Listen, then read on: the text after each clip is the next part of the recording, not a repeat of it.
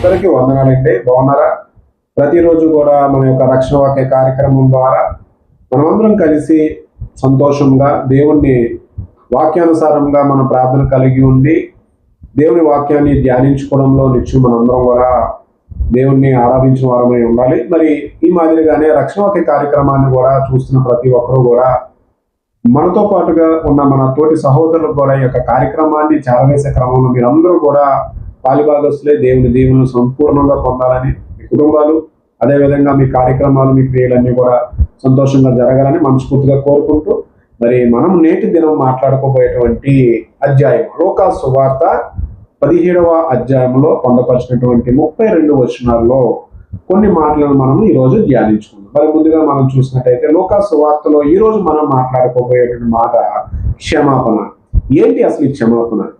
ప్రభువైన యేసుక్రీస్తుల వారు ఆయన మొదటి రాకడలోనే తెలియజేసినటువంటి విషయాలను శిష్యులైనటువంటి మత్తయ్య గారు కానీ, మార్కు గారు కానీ, లూకా గారు కానీ, అదేవిధంగా యోహాను గారు కానీ. లూకా గారు ఆయన శైలి విధానంలోని ప్రభువైన యేసుక్రీస్తుల వారు తెలియజేసినటువంటి మాటలలో ముఖ్యంగా మనం చూసుకున్నట్టయితే ఈరోజు ధ్యానించుకోబోయే అంశము క్షమాపణ. దేవుడు క్షమాపణ అనే విషయాన్ని అనేక సందర్భాల్లో సువార్తలలో ప్రత్యక్షంగా ప్రభువైన యేసుక్రీస్తుల వారు తెలియజేయడం జరిగింది.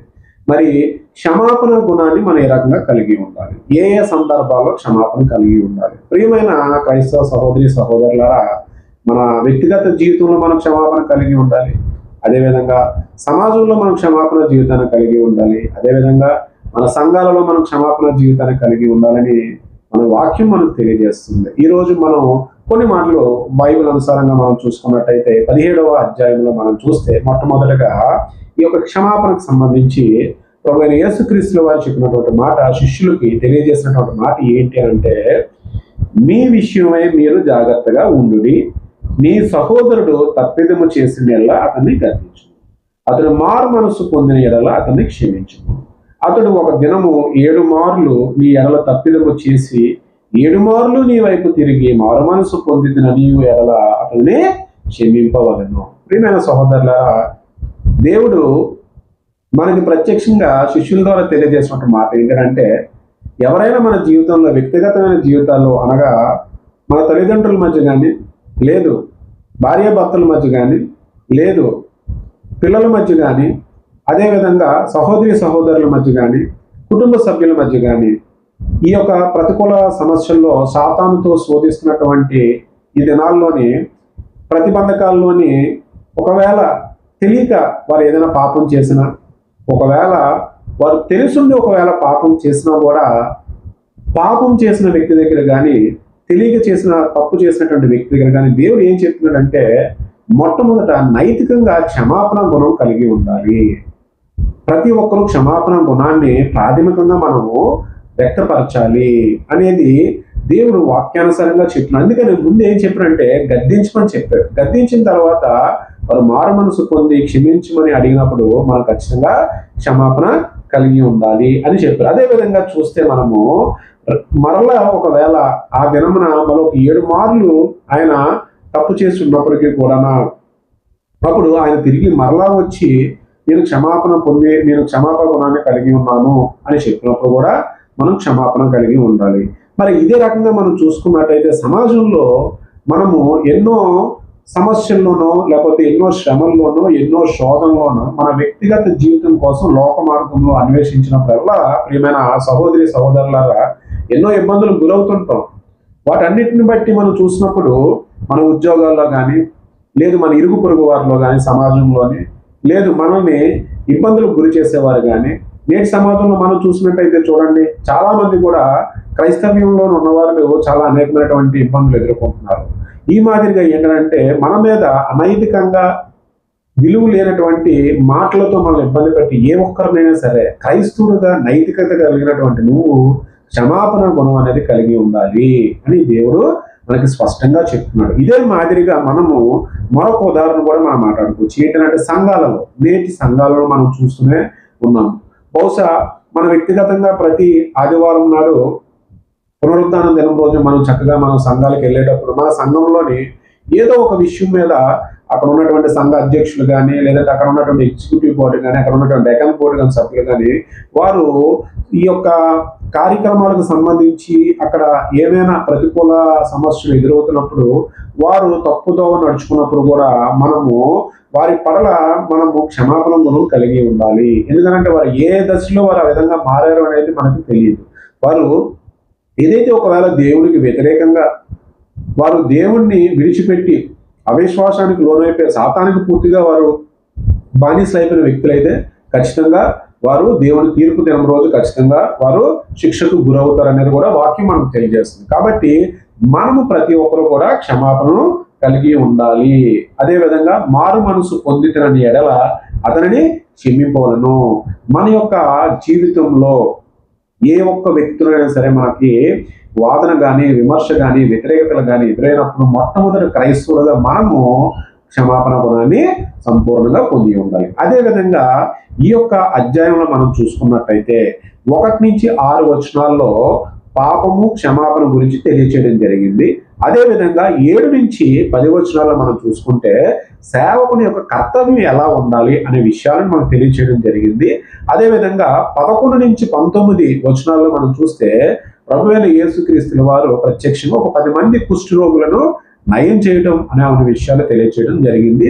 అదేవిధంగా 4వ భాగంగా మనం చూసుకుంటే 20 నుంచి 37 వచనాల్లో దేవుని రాజ్యం రావటం ఎలా ఉంటుంది అని శిష్యులకు ఈ యొక్క అధ్యాయంలోని ఈ విషయాల మీద అనేక సార్లు వారికి వివరించడం జరిగింది. ప్రియమైన క్రైస్తవ సహోదరి సహోదరులారా, మరి ముఖ్యంగా చూస్తే దేవుని రాజ్యం ఎలా వస్తుంది, ఆ సమయం వచ్చినప్పుడు ఎలా ఉంటుంది, అప్పుడు చేయాల్సినటువంటి కార్యక్రమాలు ఏంటి, అదేవిధంగా వచ్చినప్పుడు ఆయా సందర్భాల్లో ఉన్నటువంటి వ్యక్తులు ఏ విధంగా ఉంటారు అనే విషయాలు మనం తెలుసుకోవాలి. అదేవిధంగా ఈ అధ్యాయంలో 10 మంది కుష్ఠరోగులను దేవుడు ఏ రకంగా నయం చేశాడు, నయం చేసిన వ్యక్తులు వారు ఏ రకంగా ప్రభు యేసుక్రీస్తుల వారి పట్ల విశ్వాసాన్ని కలిగి ఉన్నారనే ఒక విశ్వాసాన్ని పొంది ఉన్నారనే గ్రహింపును కూడా మనం తెలుసుకోవాలి. ముఖ్యంగా ఈ అధ్యాయాలను మనం చదివేటప్పుడు ఎప్పుడు కూడా ప్రియమైన సహోదరి సహోదరులారా, బైబిల్లో ఉన్న ఫర్ ఎగ్జాంపుల్ ఈ రోజు మనం 32 అధ్యాయాలు చదివాం, ఈ 32 వచనాలు చదివాం. ఈ 37 వచనాల్లోని మనము ఏం నేర్చుకోవాలి? క్షమాపణ అనే ఒక విషయాన్ని గురించి ఈరోజు మనం మాట్లాడాం. దీన్ని మన జీవితానికి ఎలా అప్లై చేసుకోవాలి? క్షమాపణ అనేది మన జీవితానికి మనం అప్లై చేసుకోవాలి అనుకున్నప్పుడు మొట్టమొదటిగా మనము పాపం చేసిన వారి వల్ల క్షమాపణ కలిగి ఉండాలని మొట్టమొదటిగా మనము దేవుని ప్రార్థన ద్వారా వాక్యం చదువుకున్నాను, ప్రభువా మీరు క్షమాపణ బలం కలిగి ఉండాలి అనే ఒక విషయాన్ని మనము వాక్యానుసారంగా మనం దేవుని దగ్గర ప్రార్థన చేయాలి. అదేవిధంగా సాతాను కూడా మనల్ని ఎన్నో రకాలుగా క్షమించే గుణం లేకుండా మనకి బాగా దగ్గరగా ఉన్నటువంటి స్నేహితుల విషయాల్లో కానీ, మనల్ని అభిమానించే వారి పట్ల కానీ, ఒకవేళ వారు నిజంగా తప్పు చేయకపోయినా మనం ఏదో ఒక విషయంలో వారిని తప్పుగా అర్థం చేసుకున్నాం అనే ఒక విషయంలో కూడా మనం క్షమాపణ మనం కోల్పోలేగా సాతాను శోధిస్తుంది. కాబట్టి మనం చాలా నైతికంగా సమయానుకూలంగా దేవుడి దగ్గర మనము క్షమాపణ కోసం మనం ఎప్పుడు కూడా ఇతరులను క్షమించే గుణాన్ని కలిగి, అందుకని మనం ప్రత్యేకంగా మన పరలోక ప్రార్థనలో కూడా దేవుడు అందుకనే దాన్ని పొందపరచడం జరిగింది. ఏంటంటే మా ఎడల అపరాధములు చేసిన వారిని మేము క్షమించిన ప్రకారముగాను తండ్రియు మా అపరాధములను క్షమించును. అదేవిధంగా ఆయన ఇచ్చిన ఆజ్ఞల్లో నియమాల్లో కూడా ఇతరుల్ని క్షమించి కలిగి ఉండాలనే గుణాన్ని కలిగి ఉండాలి అనే విషయాలను ప్రభువైన యేసుక్రీస్తుల వారు మనకు తెలియచేయడం జరిగింది. అదేవిధంగా ప్రియమైన సహోదరి సహోదరులారా, ఈ యొక్క సువార్తలలో మత్తయి సువార్త కానీ, మార్కు సువార్త కానీ, లూకా సువార్త కానీ, యోహాను సువార్త కానీ, ఈ 4 సువార్తల్లో కూడా చదివేటప్పుడు ప్రభువైన యేసుక్రీస్తుల వారు 400 సంవత్సరాల తర్వాత ఇశ్రాయేలు ప్రజలతో పాటు సమస్త ప్రపంచానికి దేవుని కుమారుడు ఈ భూమి మీదకి వచ్చినప్పుడు ఆయన యొక్క మొదటి రాకడలో జరిగిన సమస్త విషయాలను, అంటే ఆయన బోధించిన బోధనలు కానీ, ఆయన ప్రకటించిన ప్రకటనలు కానీ, ఆయన చేసిన అద్భుత కార్యాలు కానీ, వ్యక్తిగత జీవితాన్ని ఉద్దేశించి దేవుడు చెప్పిన మాటలు కానీ, లోకాన్ని ఉద్దేశించి దేవుడు చెప్పిన మాటలు కానీ, సృష్టిని ఉద్దేశించి చెప్పిన మాటలు కానీ, నైతికత విలువలు ఏ విధంగా కలిగి ఉండాలని చెప్పిన మాటలను మనము ప్రత్యక్షంగా ప్రభువైన యేసుక్రీస్తుల వారే మనతో నేరుగా తెలియజేసినటువంటి మాటలను వారి శిష్యులకి తెలియజేసి తద్వారా బైబిల్లో పొందపరిచినటువంటి మాటలను మనం ధ్యానించుకోవాలి. ప్రేమ క్రైస్తవ సహోదరి సహోదరులారా, మరి నిత్యం కూడా మీరు మన యొక్క ఆధ్యాత్మిక జీవితం ప్రతిరోజు ఉదయకాల సమయంలో మీకు వీలున్న సమయాన్ని బట్టి గాను ప్రతిరోజు సమయాన్ని కేటాయించుకొని కుటుంబంతో కలిసి కనీసం ఒక అధ్యాయాన్ని ప్రతిరోజు కూడా కొన్ని మాటలు ధ్యానించుకుంటూ అందులో ముఖ్యమైన మాటలను ప్రార్థన ద్వారా మనం అడిగి మన జీవితాన్ని మనం ప్రారంభించాలి. అప్పుడు దేవుడు కృపచేత దేవుడు మహిమపరిచిన విధంగా మన ప్రార్థనకు సమాధానము ఆ దినమంతా కూడా దేవుడు మనకి కాపుదల కాలుస్తారనేది వాక్యానుసారంగా మనకి తెలియచేయడం జరిగింది ప్రియమైన క్రైస్తవ సోదరులు. కాబట్టి మరి నేటి దినం మనం ధ్యానించుకునే ఈ మాటలన్నింటినీ కూడా మనం ప్రార్థన ద్వారా మనము ప్రార్థించుకున్నాం. తల ఉంచుకున్నట్టయితే మనం అందరం కలిసి ఈ రోజు మాట్లాడిన మాటను ప్రార్థించుకున్నాం.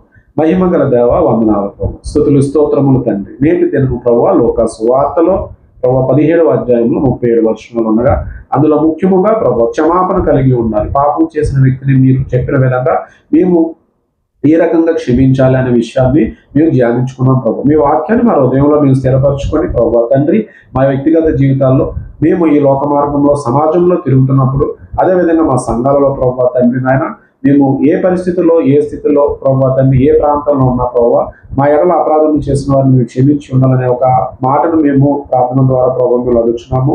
క్షమాపణ కలిగి ఉండేటువంటి గుణాన్ని, క్షమాపణ చే శక్తిని ప్రభు తండ్రి అట్టి ఆలోచనలు మా హృదయాల్లో మీరు స్థిరపరచమని ప్రభు యేసుక్రీస్తు వారిని ఆధారంగా మీకు అడిగి వేడుకొంటున్నాం తండ్రి. మరి రక్షణ వాక్య కార్యక్రమం ద్వారా ప్రభు తండ్రి చూస్తున్న ప్రతి కుటుంబాన్ని ప్రభు తండ్రి వారి యొక్క ఆరాధిస్తున్నటువంటి ఆరాధన బట్టుగాను వారు తెలియజేసే విజ్ఞాపనలను ప్రభు మీ కృపను మీ మహిమను కలుగు చేయండి ప్రభు తండ్రి. ఆయన పరిశుద్ధాత్మ సహాయం ఇచ్చుము ప్రతిరోజు కూడా ప్రతి ఒక్కరి మీద ఉండేటువంటి విధంగా ప్రభు నాయన మీరు దీవించి నడిపించండి. ఆయన పరలోకమున మా తండ్రి నీ నామం పరిశుద్ధపరచబడును గాక, నీ రాజ్యము వచ్చును గాక, నీ చిత్తము పరలోకమందు నెరవేరబడి ఉన్నట్టు భూమి మీద నెరవేరబడును గాక.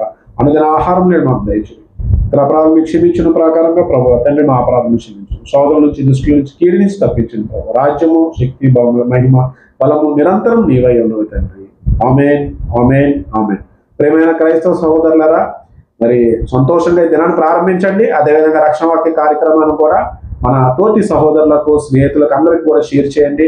షేర్ చేయడం వల్ల ఏంటి అని అంటే ప్రియమైన క్రైస్తవ సహోదరులారా, కొత్తగా నూతనంగా క్రైస్తవ్యం పొందిన వారు కానీ బైబిల్ చదువుతున్న వారికి కానీ అధ్యాయంలోని ఒక సందర్భాలు ఎలా ఉండనేది వారు తెలుసుకుంటారు. దాని ద్వారా మీరు షేర్ చేయడం వల్ల ప్రత్యేకంగా దేవుని కృపను దేవుని దీవులను సంపూర్ణంగా పొందిన వారు అవుతారు. మీరు దినాన్ని సంతోషంగా ప్రారంభించండి.